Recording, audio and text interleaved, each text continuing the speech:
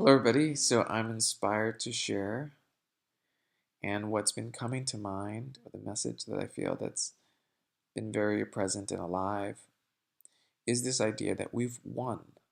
We've won.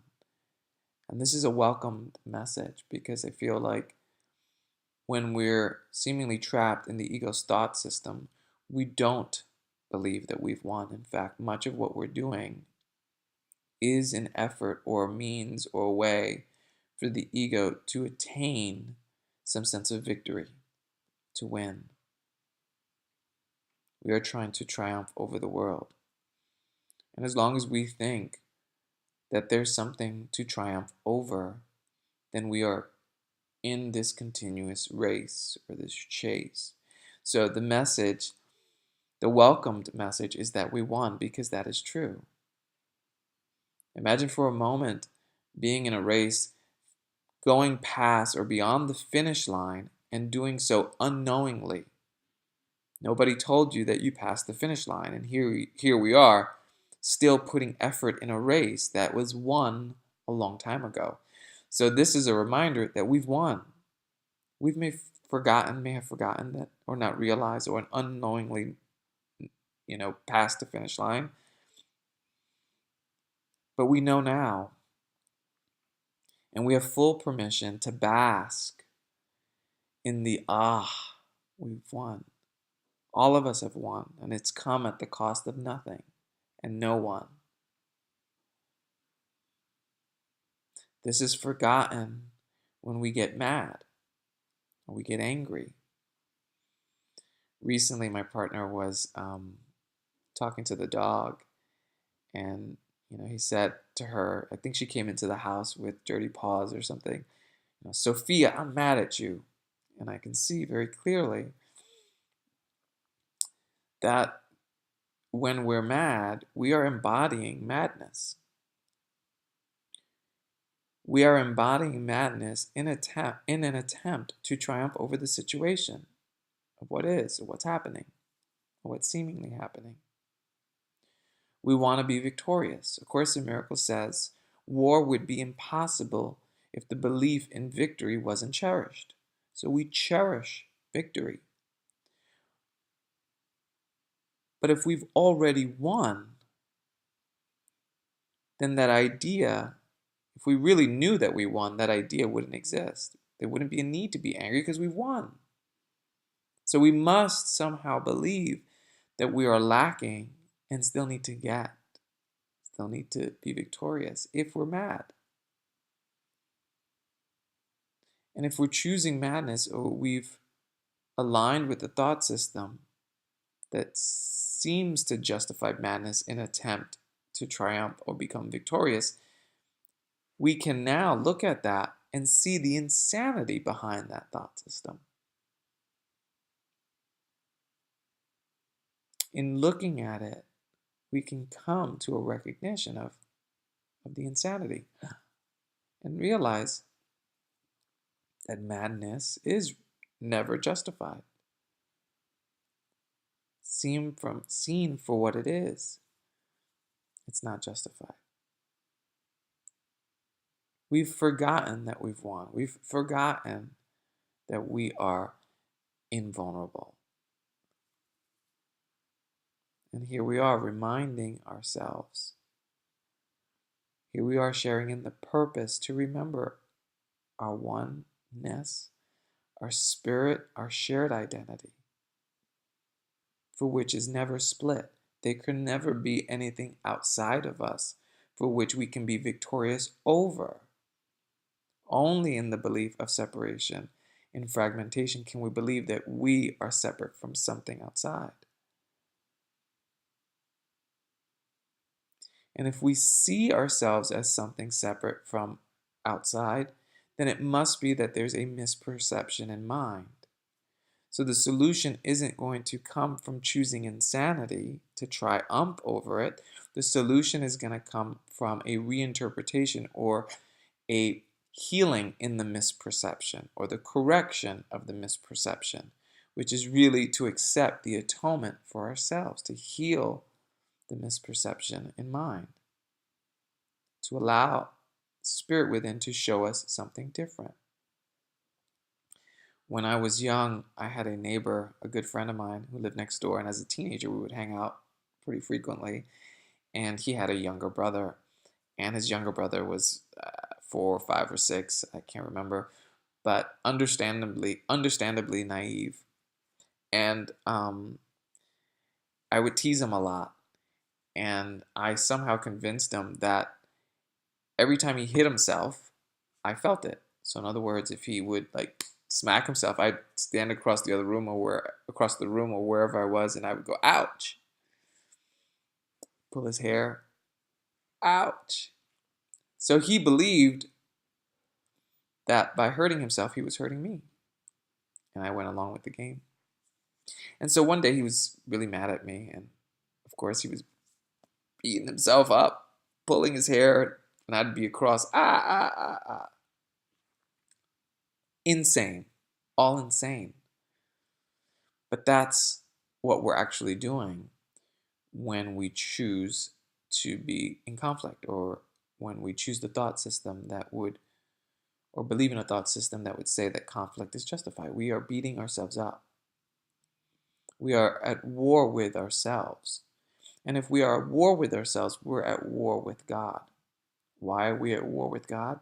Because we share in the attributes of God. We share as extensions of Source, as extensions of God. We are part of Him. So when we attack ourselves, we are attacking Him.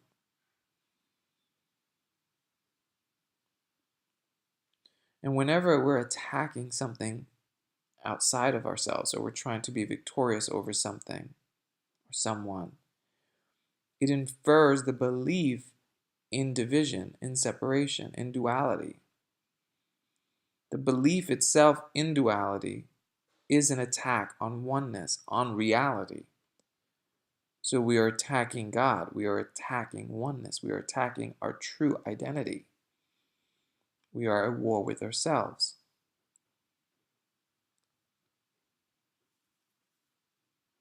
In God, the voice of God, the reality of spirit, the awareness of God, the awareness of spirit is lost to a mind that's in conflict. It is obscured. You can't have the belief in separation and the belief in oneness. It's one or the other. So we're in conflict with God whenever we embody conflict in our mind.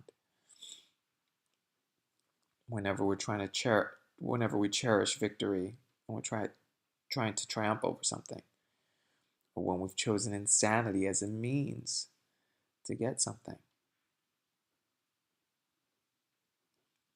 But in reality, we've won. We've won,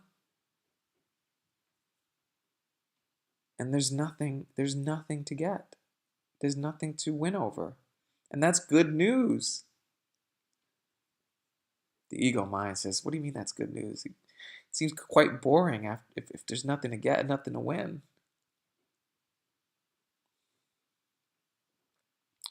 And there's nothing to get and nothing to win.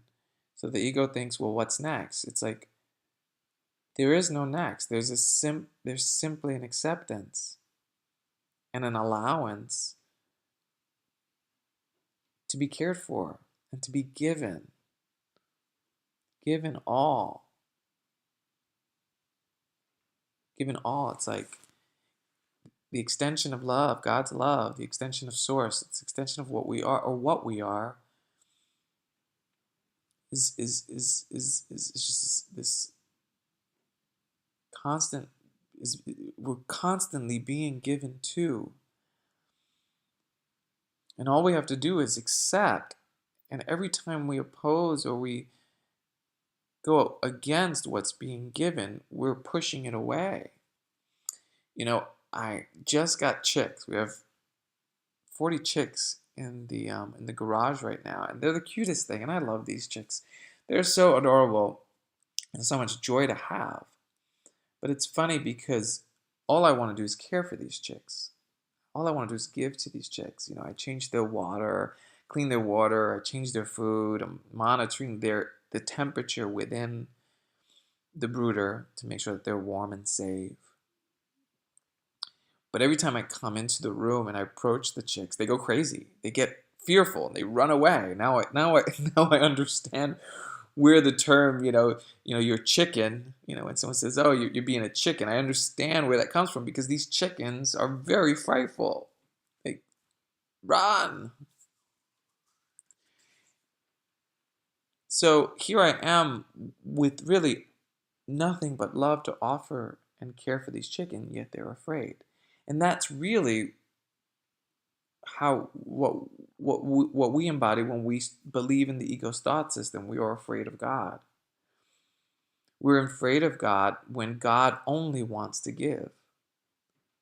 Love only wants to extend itself. That's the definition of affection, is an extension of love. And when that is, that can only be pushed away by the belief in fear, by the belief in fear. And so in many ways, we are like the chickens, Here's this love that all we have to do is accept it, All we have to do is accept it. That's being given, but we push it away when we buy into the thought system that says that we're separate, that we are vulnerable, that we are lacking in some way. And the degree to which we believe it is the degree to which it will have an effect on our experience. So if we believe in anger, if we believe in madness, then that's going to have a direct, or seemingly have a direct impact on our experience.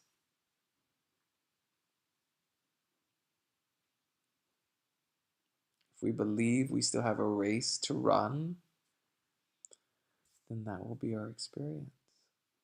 But it doesn't have to be. It doesn't have to be. So here we are. And the message is simply this: we won. Yay! We can celebrate together. That's what we're doing right now.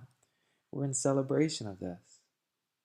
We're honoring this simply by just being aware. Just being aware of it. Just, accepting and embracing it. And I feel honored to do it with you. I love you.